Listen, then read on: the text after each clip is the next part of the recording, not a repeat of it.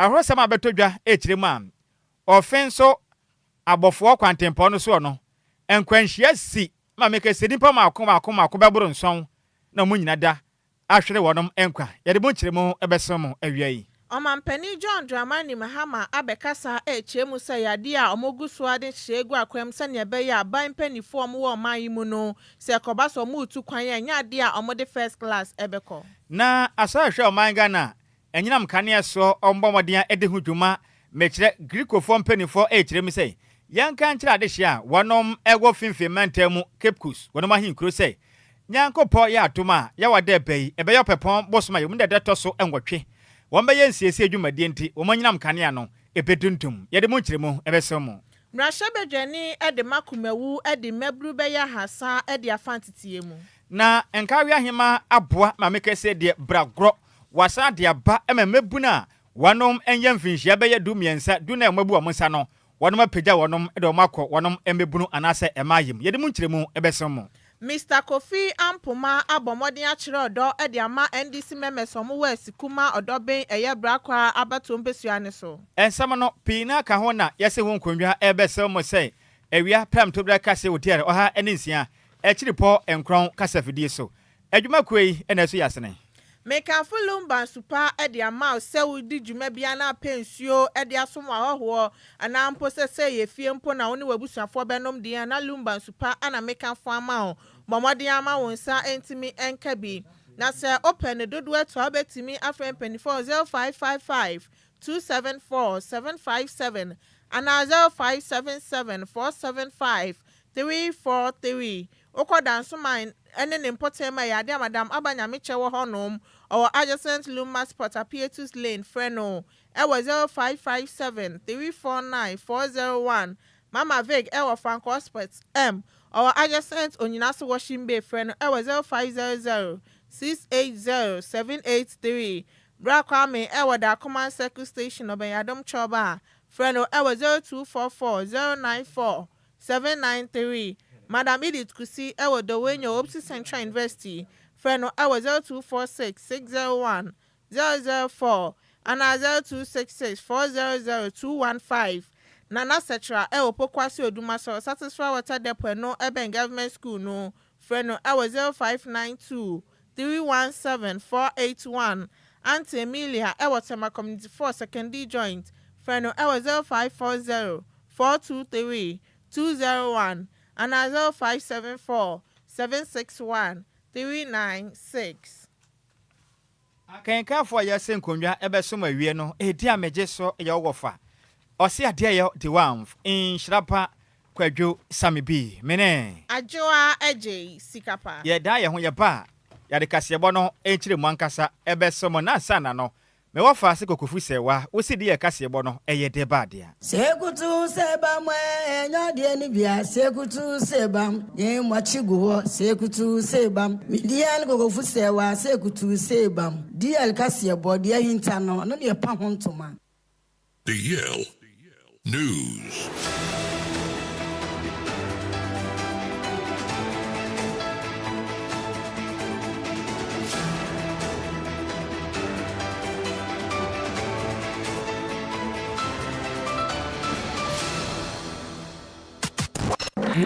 It's official. DLFM 106.9.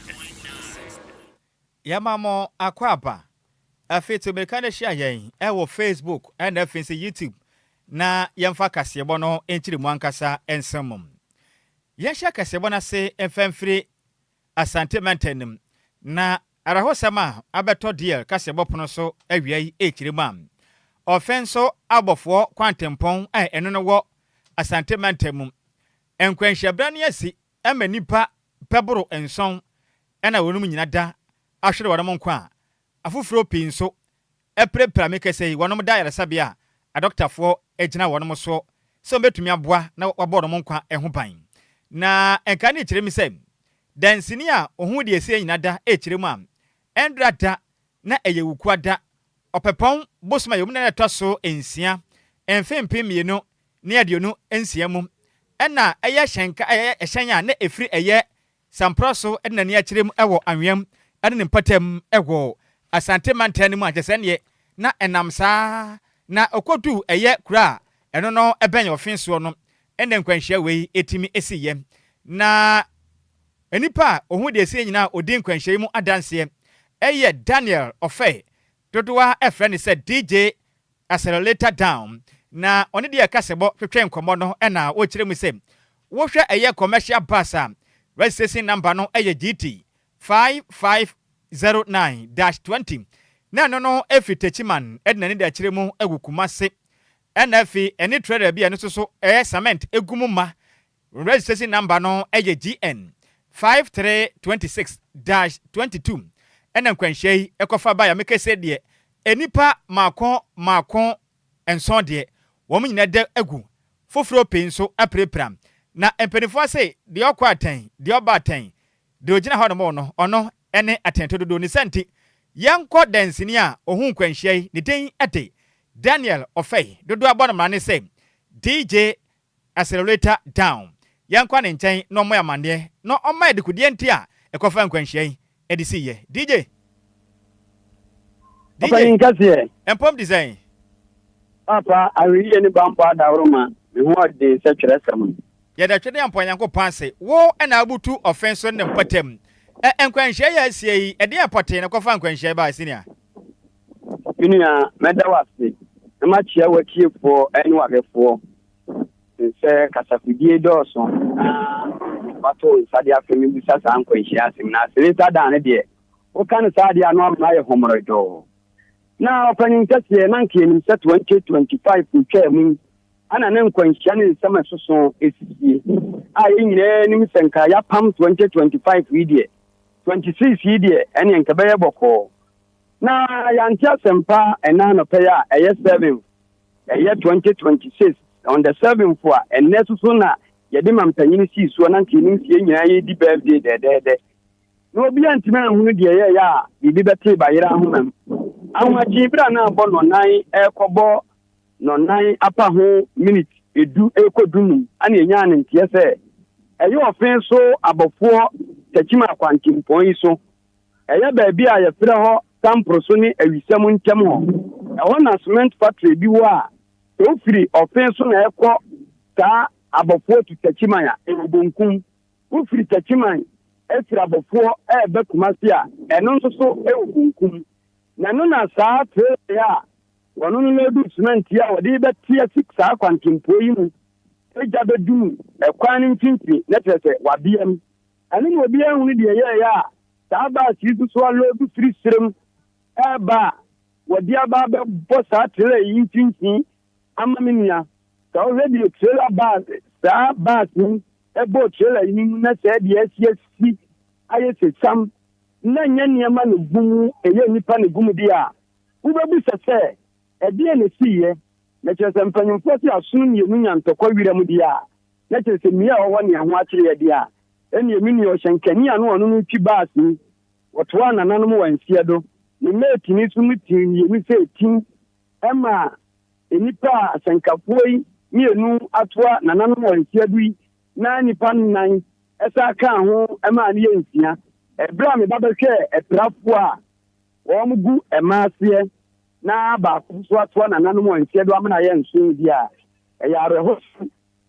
na esi wo fen so kwantimpo so a wo di bisa me ze mini obusa me dia eyare ho ana esi wo fen so takima kwantimpo so ama bia beka office so busa me a ye tie eno no DJ nkwanhia no esi endrada anase anopeya na esi onua esi ena ahomachi ebra na ahomachi no nan ababa ho militi du edeba eya ahomachi nenuma tankwanhia edisi ofenso kwantemporeso enti basa no na atimi anyam saa ewo ho no musisi a yehwe mfoni wo Facebook isi minua basa enipa gumu a obi akwantifuo ba ani watimi dia kɔbɔ saa trailer yi mu a esia isi sam yo me no kasai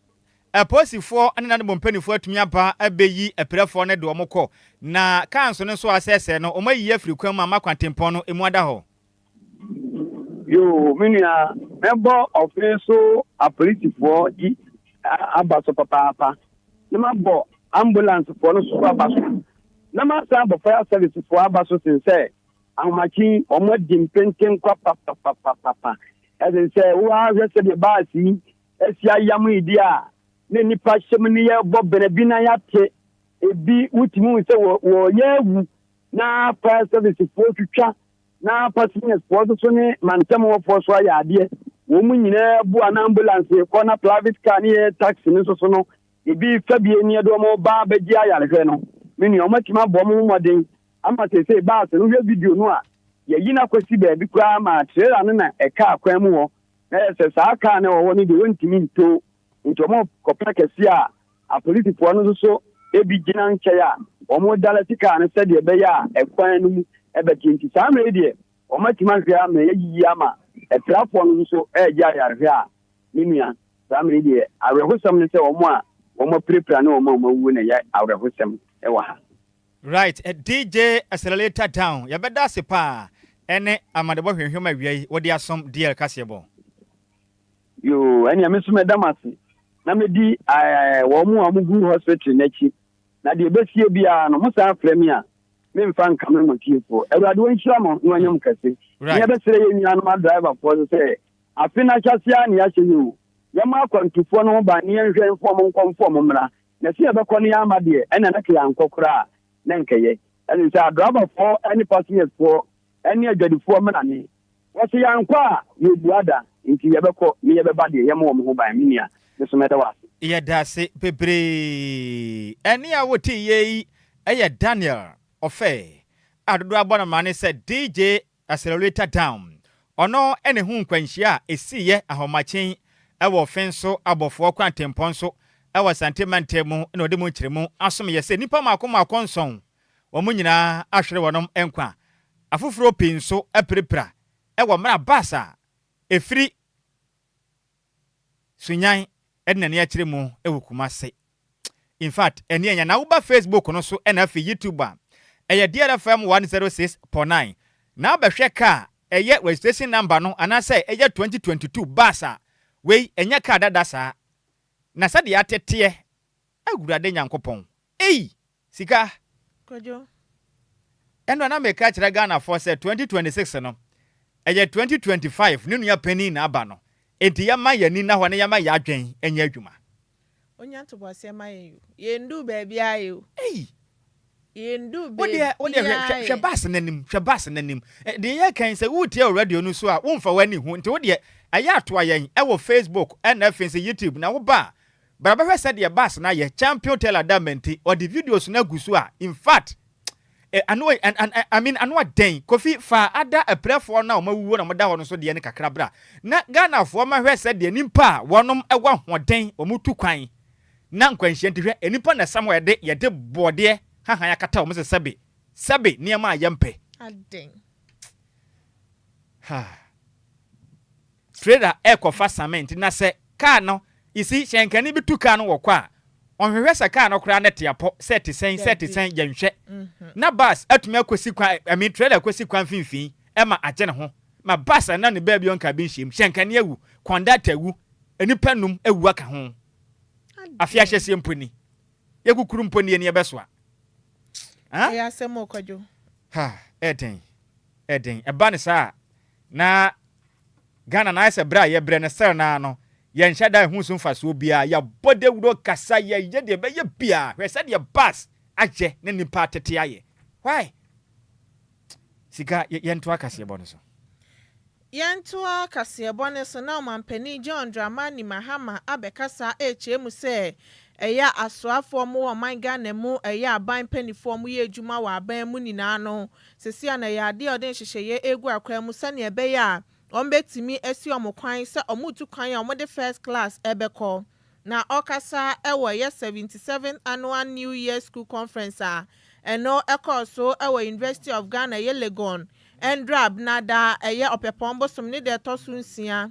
ewo mfimpimienu ani aduonu nsia ni mu anomampani adi tudwa na ochemu se ono no wahusuahu ni bia kyese okoto so na kyese sa policy ni bi ewo honom we ana ochem na ochira obi a watu kwan ya de first class akopen no onim se eye cabins na eye enwotwe ana ewo honom na emebedu ye na chese omampani ba ko pe ana te first class no obisa se no omampani omo omaka no ewenyi ana o kire ne se omo omaka ni nyina no ewo business class onoma omo enso ete ho no mesan se ya de omo asi omo kwan se omo utu kwan ya nya de omo de first class ebeko biem na pampa okoye na chese business class onom no empenifu ahuduro nyina asoafo empenifu no eho ana omo te a chese enya sem keto ema ni hu sampa sa dwumadie no omo digu akwam na ya de eye adwuma nti okasa echemu se eye Ghana fo nso emomode na omo nya ahosheso se koba se omo usi eye first class anoka omo utu kwan ya omo nso no ebetimi di obuo ede ebema policy no. First class, for those of you who have traveled in first class before, it's got 8 cabins. And this person arrived and was the only person in the first class cabin. And I said, "Oh, President, why have you done that?" I said, "Why?" He said he was the only person in the first class cabin. And he asked, why? He asked the stewards, "Why aren't people traveling in your first class?" And the steward said, "The President of Ghana has banned all his ministers and public officers from traveling first class." And so all the ministers and public officers are at the back here in business. And it's true, when he went, several chief executives and Eni ya uti ye eye Ghana mampeni John Dramani Mahama. Yanto akasiebo no so na yefri enkran pompone mantemu omampeni akache na yemfa yane enchiremu ewo finfin mantemu Central Region. Na adehia mo Cape Coast ene ne mpatem ene nkronkura hodo a ehye finfin mantemu asiye ne nyinata. Asaya ehwe omangana enyinam kane eboa ehwe manyinam kane gya ne naso ese yenka nkyerem sem. Wonom ne hyehye egwakwan mu sei Nyankopɔn ayi adom na abrewa eyipuma kwan mu am. Opepon bosuma yewomi ne da etoso enwotwe emfempem mienu ne de onu ensie mu. Womma modern ama engineers no akwakoye adwumaden akwakoboa ama Cape Coast eye substation no omatumi e de transformer foforo akobom ahwe sebe yanyam kane no ebetimi enya hode na gane naso na dumso no entimi enkoso ewo finfin matemu. Na enkrata empinifo da ba bonte no ekire mu sem enam se dwumadie na ombabedie ni ntino mentemu ase ba ko beba enyinam kane no ebetimi aye kafre kadwo o ha be wansa na abonani na asaba na ekọ na asaba ebehye ase anopa no nsia ya wadanom na wanum ba wiensesie no an aye anadwo no ndunti ombesre pa obibia mfantire tirim o Cape Coast finfin mantem enempotema pomoden se ukọ adwuma utukwan a wanyinam kane no obedum no bibia efa anyinam kane mu no obetimi etum no se be ya insese dwumade ombeye no enkwankwafa otoye nchembia etimi enfamre wom na asaya ehwe oman Ghana ahone ne so mekire Ministry of Energy and Green Transition and afin so Ghana Grid Company Limited aye twanitia ekan se Grid Company for ekire msem one person omoboa na dumso a ekokoso ewo finfin mu no wombetimi ede transformer kese pa betumi aboa na nyinam kane ahoden dodo betumi afam na aboa ma de hia mo wo finfin mantem titiriw ene kepus ne potemu no manyinam kane a etimi ejane naso na empenefo akirem se anamo a wone motue no one person omoboa pa na nyinam kane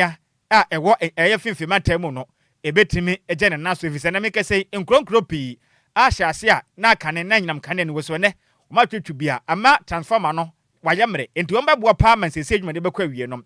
adehye mo Cape Coast no masetrem be de pam na kasama afọ kasaye ena ono na ye head of communications at the maso ye hwe oman Ghana ya hone ne ensensem eye Mr. Richmond Roxon ekiremu sem ene montoyi ayade a Ghana mampanin ehyehye pa opese woboa na oman Ghana enyinam kanea ejane naso no eka ho to mboa ma adehye a mo finfin mantam nso monyinam kanea etimi ejane naso na ode adesra ede ato adehye a muwo finfin mantam se osra mada wonom enim se anemoto mutuo no se de tie bia no kyesen de mentemo ase bako betumi aba efri se enyinam kanea na betumi dundum kakranka nanso eba ne sa momfa enche efri se oman Ghana ne ye na mope papa so pa homa so no enye nanim ode no ne ye diem na wonom prenti omosra mada na bra wonom ahye se anopa no nsia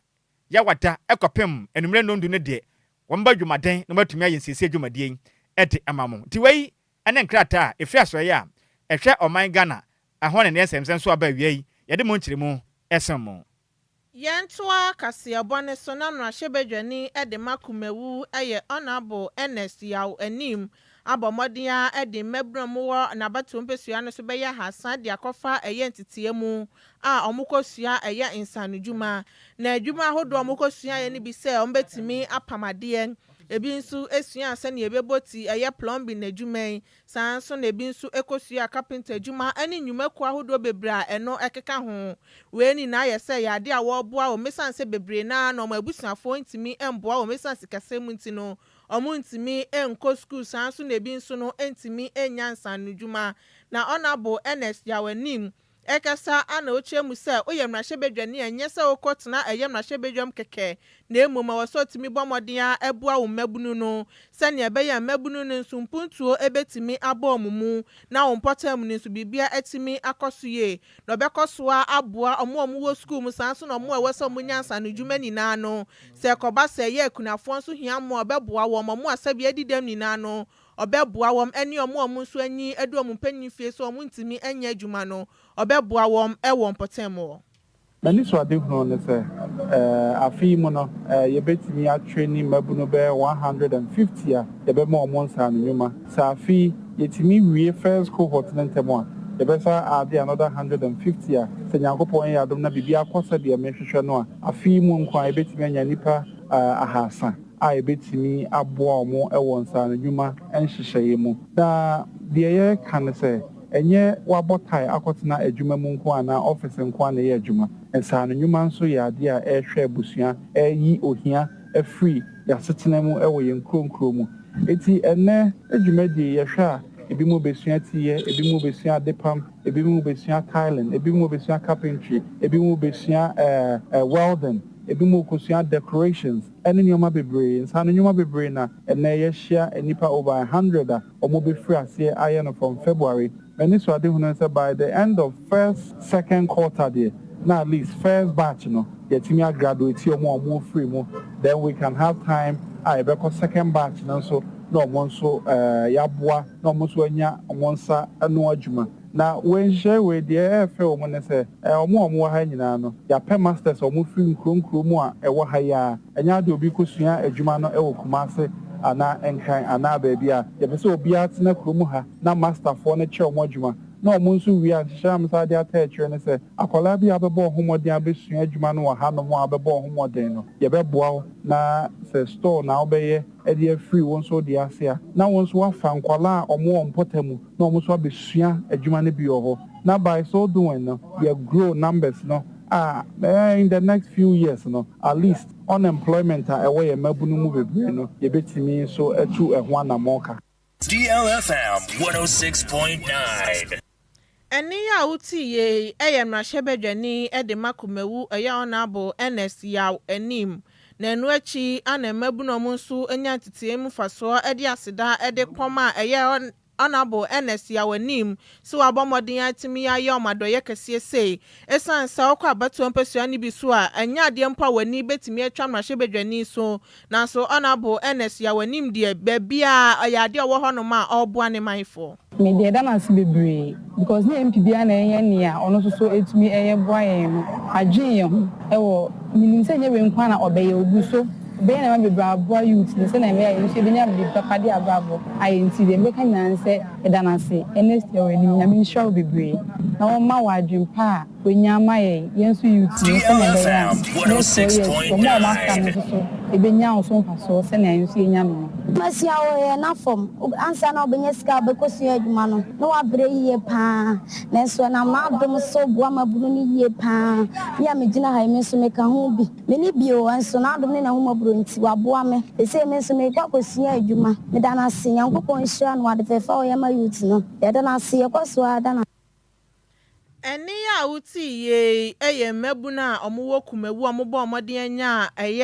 ntitiye yi mfaso ana omode aseda piesie ede ma omumra ahyebedwani na manibo ye nsem troni Samuel Fowibuatin ana difra santimantemu ebesom yen yanto akasebo no so ne yankwaso anyira mu ewa santimantemu na yemfiri kumewu ne yemfi ya ne mfankyire mu ewo nkawe na enkawe ahima eye nana akosua adoma otoso emienum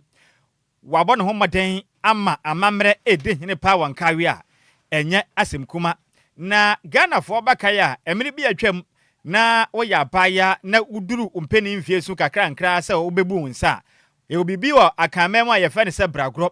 ene ukọ ye nuanom akuapemmem a omaka ne se dipo womba mmade anhyehye pa na agya yagoro wo bra fefefe epegya wo ede wakọ wo mayem se be ya ukọfa afura enkonkọye achiwade nanso na nsen sane ma we enya ade a eta akoso wo mayim a ene mebuni nkyese omu ni nsempo na wanyam ene nsempi na ekoso am na enkawe ahima ejirem se watena ase adwene wa hunu se amamra yade a ebo afisempenifu aka se wo fi ukrom hina ban a aya na wota ejira odwaba so nti wadwen ho hunu se mebuna hodo a wonom mo enkawe no ese se obo no homoden na osan kofa bragro de batitru ene maya wonom emfie no ekọ beye dumiensa dunan a wonom ahyase ebu wonom ensanom na ye maame ejirem se wei bua na etumi pegya mofra no edo mo kọ ompeni mfie so ekọ maye mu a eboa wonom ewo mo hunu mu enyinimu enafisa mamra nso eboa mani nyinada etumi ema ekuro gyekire enafuru mebunu no so apomuden no mpuntu so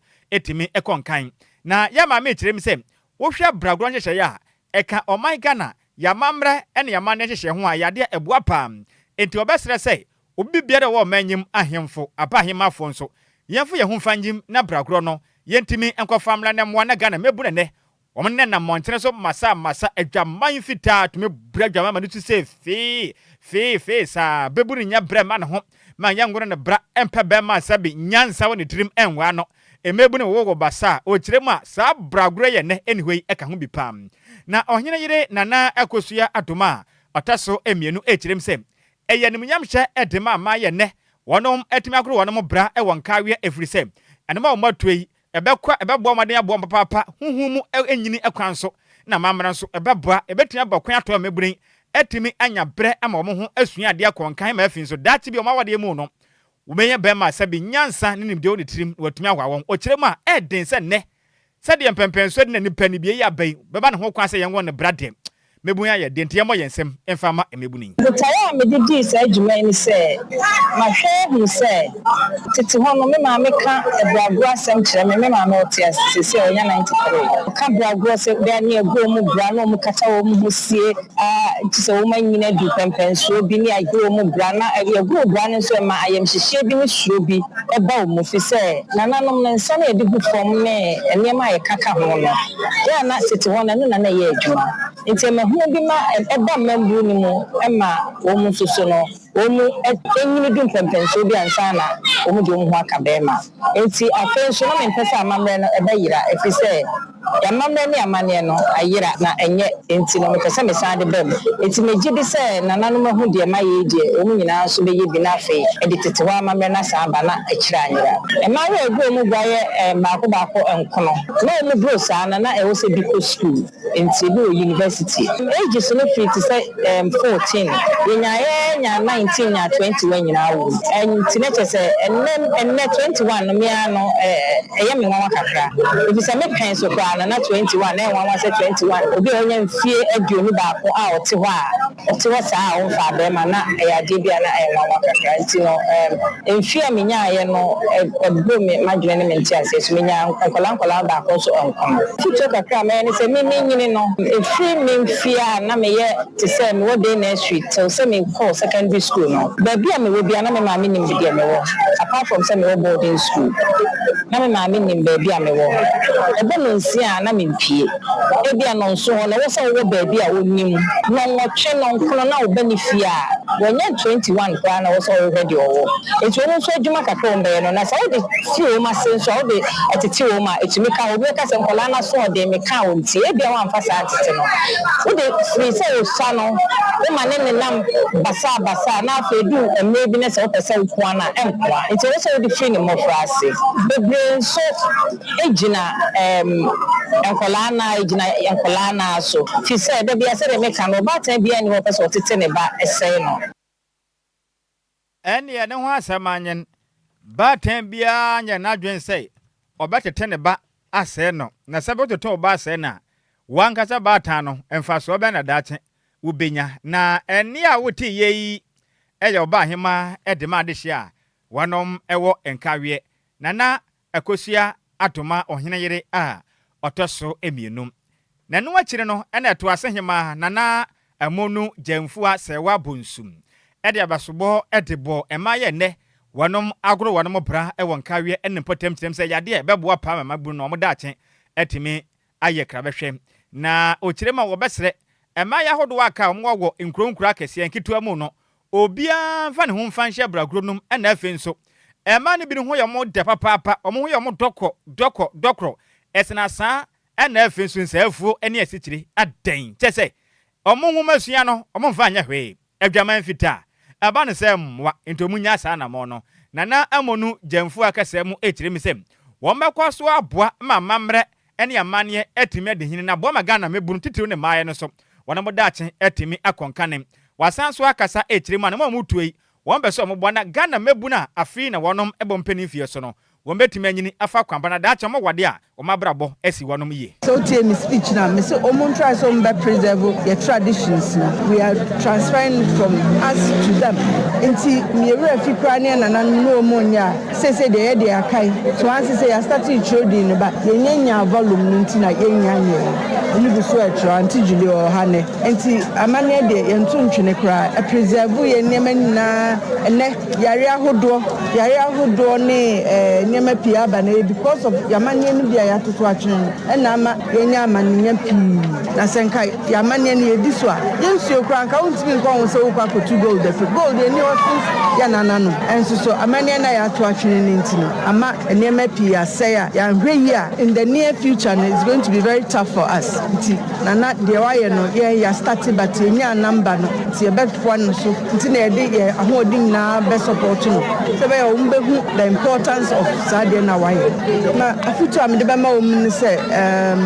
omun twa ma dwene mra yankasa ye culture no so enne preserve ye enne ma ye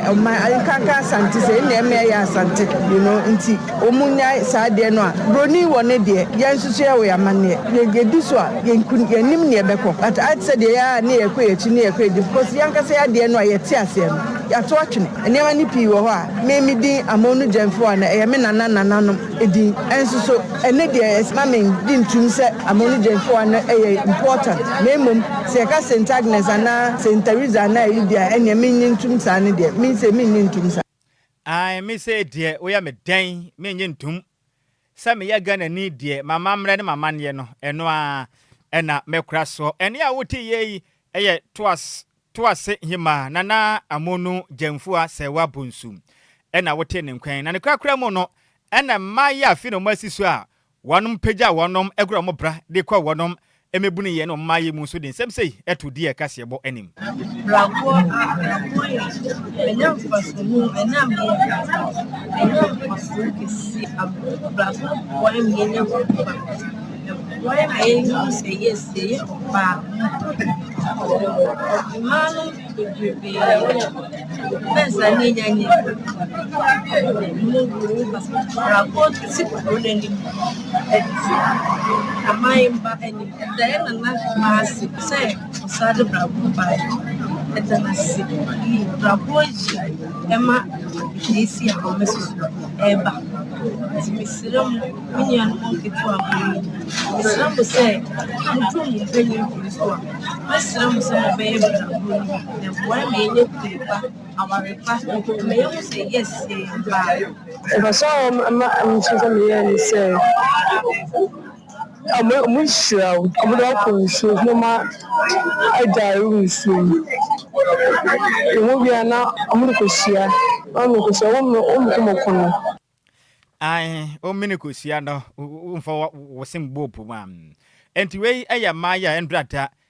nana hema akosia atoma otosumienu eboa womo na ogro wonom bragro wasante mantemu enkawe na wote wonom enkenama ne boyi yensem twire ni Barbara Kranten ene difre asante mantemu ebesom yen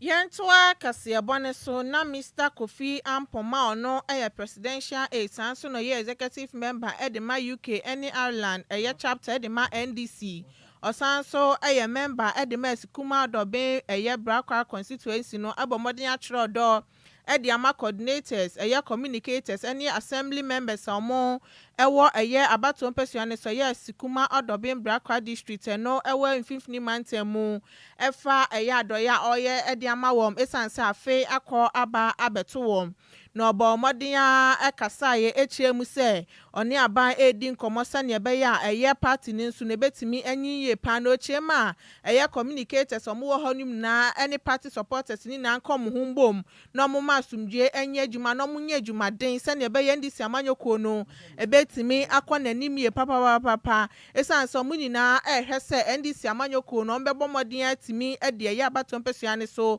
na ɔmo ngya akonya no ɛmfa ɛmma obiara. Na bra ye DC ni football gala cup no ekoso no Mr. Mpoma bo modern akoye adoye edema wom edi footballs yibi ekoma osanso anansu a ombetimi anom no de koye ana ye DC edema wom eye ona Bolivia Bento echese nani aso ewa ade ye Mr. Mpoma aye edema wom pa esanse se ni jo omu ji nina no no so ye bibi edema wom edi football ani nsu abra omde a omde asida PSA ede ema no sanso an organizers ani omu call dwumade na sinina no ede asida ede ma Mr. Mpoma na bro ne nsɛmtwafo twetwe nkɔmɔ no ɔde nsɛm say ede tuja. In fact, young party I'm say Nhyiraba a very long way. It's been quite a difficult 8 years for us. And Yeshima I'm say young executives are one grounds. That's the grassroots. Branch executives, coordinators, communicators, constituency executives, and regional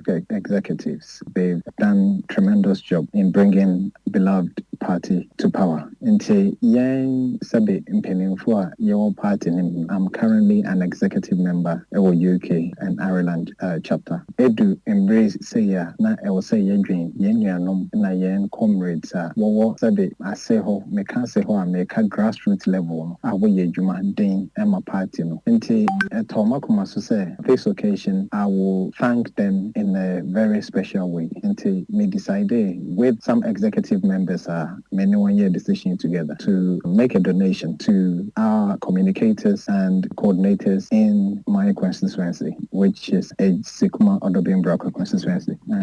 Saying that Mefa Kwenye Weswecha me MP Honorable Alhaji Kobnaganza na Yen DC Honorable Olivia Bento. So that was the motive that drove me to want to do this, and it doesn't stop there. We will continue to reward every member of our political party, irrespective of what level they are at, nationally, constituency level, regional level, grassroots. Enya uti Mr. Kofi Mpoma no presidential aide Sanson executive member Edema UK and Ireland chapter Edema NDC Amanyoko no Sikuma Odobin Brakwa constituency nim na manibo yensem troni keche akwesi yeboa ene de besomye we are yenyina we swe na yanke kama dwenkyere ne bi emfansomom Facebook and YouTube na Kofi Parliament ediaba ene wokyerem se na se akese enko emaga na mampeni adwumaden a opo na yehwe anim se bibia bekoyi ede ama oman Ghana na ohwe live edi free agona bobikuma apa na opoku active Emmanuel diaba no se Nyankopon ehu ye mobɔ pa na sisi amponie yekukuru mponi ebeso ankwanhia na akua adepa no se Awurade hu ye mobɔ na de ne yehuni Ibrahim Isaka o se oman Ghana Benjamin Boateng o se na eni bi ode abeto ha no nyase mukuma na Leonard Adi Boafo o se Awurade Ghana kwantempo nso debia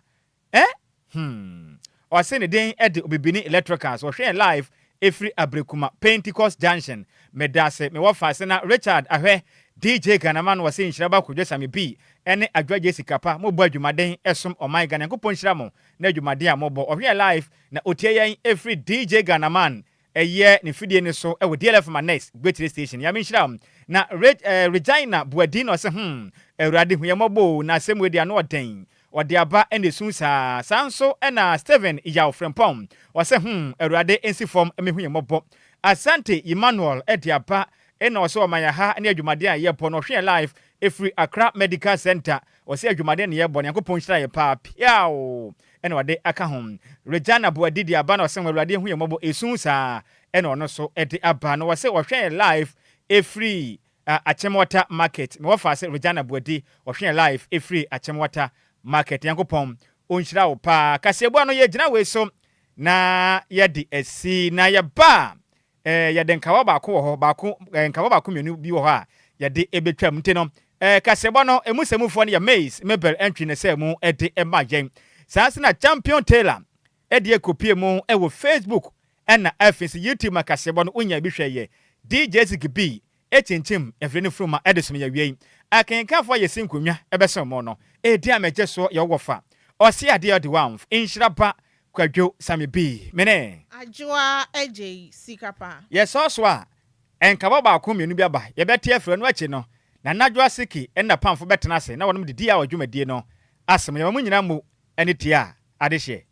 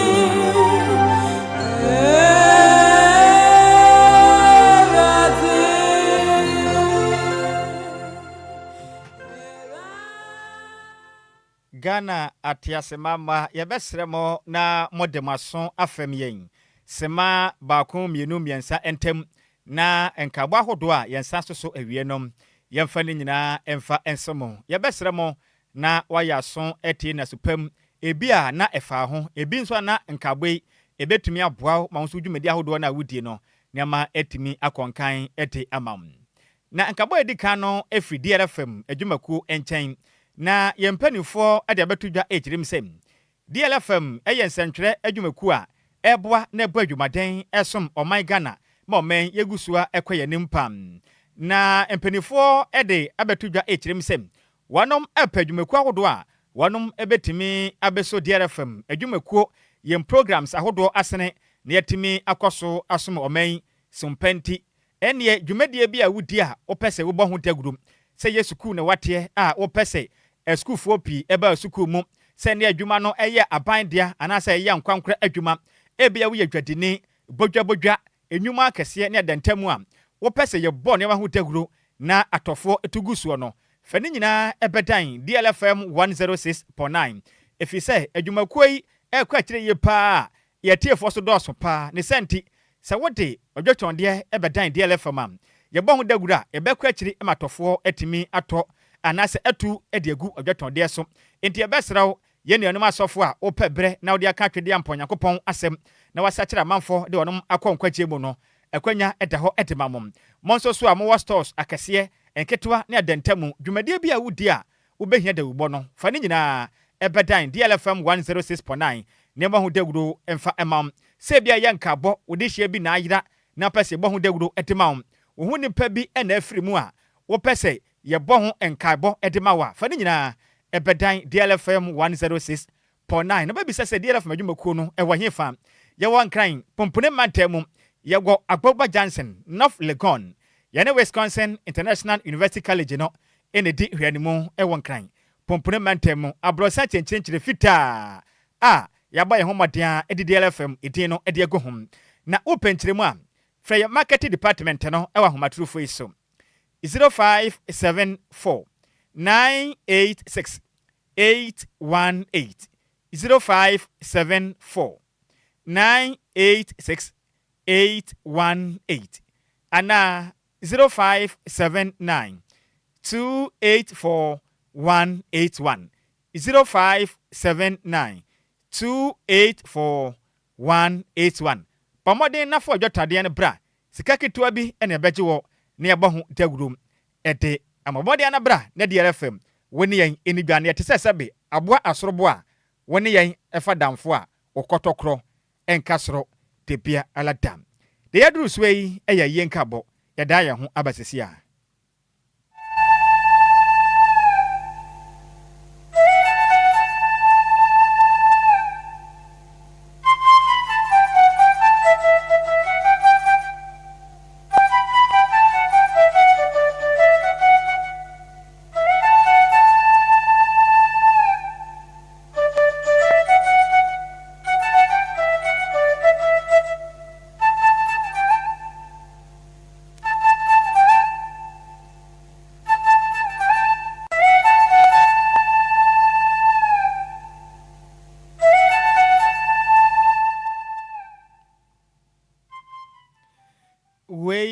Agyei Enquires na asuna abusia wanom ego manso wahaso ede yaw ena awreho esi Ghana fo nyina ayese wanom de hye wanom abusia pani wanom ade nyina wankwa wanom ebuada abusia pani kwabena chei a ono oye otumufo rempem tutuhene abusia pani efra ne ntoma de tenteremum otaya wansode oyamfinhia no edio wotwe enkron 89 years ena ye nana enyaye na abusia penimfo a wonom ete ayipaso eniem nana antwi bosiakon eye otumufo rampem tutuhene dada kofi owusu eka abusia empenifo ho abusia pani Agyei buadi ewo atobra krom asante mantemum nana osei asibe bonsu a otikan eka abusia empenifo a ade atọ omani ehum na sanso ana kaniago besiase empenifo epina etachiri mechire nana boache akwadwa a odikan pechi number 2 adontehene nana edu jamfi sanso ana manso abodom nifahene nana kwabena mensa eka abusia mpanifo a ade atọ wonom ene ehum na ema yam papa abusia pani kwabena chei eja wonom akire no edin ena didi suei nana jamfua akosa amwam boate a otikan Agyei nana asante hema brempon besiase chidom hene nana chidom hema sanso na Mr. Kwame Asante Mr. Kwame Mensa Mr. Kwadwo Asare Mr. Kwame Sapen wanimu nyina eka ma ya nana kwabena chei eja wonom ekire no epiem sanso ena Kwame Asante eye hyenkene ewato brakrum eka ema no eho epim na ngofasefo emerema ene ma yam papa abusia pani kwabena chei eja wonom ekire bie no eya Mr. George K Fofie oyo chekire ni ewo atwere Daniel K Fofie Kwadwo antwi omunyina eka ema yam papa eja wonom ekire Madam Efua Asantowa eka ho abena ensowa eka ho abena ketwa eka ho wonum nyina eye ngofasefo anafi ema ene manema yam papa eja wonom ego ekire sanso ena nananom a oja wonom ekire Agyei wunita owusu ansa oye midwife ewu kumase Mr. Kwabena chei dodoa efred ebon mrane se eye wahabu anasa wahab ono so eka ho ono no ego atobra krom ego asante mantam no emu Kevin owusu ansa ewo USA sanso ena Eliana owusu ansa ewo USA Eliano owusu ansa ono so ewo USA sanso na eye Camila owusu ono so eka manananom a oja wonom ekiri Sanso na Samuel Ofoli Boaten a oye adwuma edema DLFM 106.9 a no kure ya esanso ebo adwuma edema Wontumi TV and radio a dodoa ebo no mane se mesco enso ekamana nanom a yam papa abusia pani Kwabena Agyei eja wonom ekire no ehum na ye hihye na edidi suwe twede ampon Yakopon aye adoma efia de ebei abusia ebetena se na wonom asi yam papa ayie no eho pe na wonom etimi aprapra kire kram ewo atobra krum aye no eben eye antoa krum ehwanom na dwumadie no ebeto edwa ewo anwea enkwanta Yakopon ya atoma na meme na so meme na ebe ya emperifo betena se na wonom agye yam papa ya de nyina abusia pani Kwabena Agyei wonom anom nachi sikasa ne kwasi adaso so abusia ebekọ ne nasesom na wonom akopraprekiri kra enti asona abusia wonom egwo antobra krum ekiremu a de ade ato nani enye ono a eneye na chi apan so nya no na epamti eye wo nso eye kwagya kopọ ya adoma efia da bai enmeme na bai no yenkwagya abusia na wonom enkokra wonom de hye no echi kra we ni nkagba hodo a yensa so awie ya yede aba abesomo edi amegye so eyo wofa Nhyiraba Kwadwo Sammy B me sorswe na Adjoa Silky ene ne pamfo ena wonom ebegye adwa edede a adwumadie no aba abesomo medamasipi semoya aso etieme makrao Midimafo, Pokwase Maira Accra. Midimafo, Pokwase Maira Accra. Midimafo Heba Clinic Aba Accra. And you want here, passengers a gumi kaimui, a Hana do one aircraft. Hey, and this Accra and put away the mo. And yet the Muampa, the said, a Atlantic International University, America Memo, about Dr. Dujan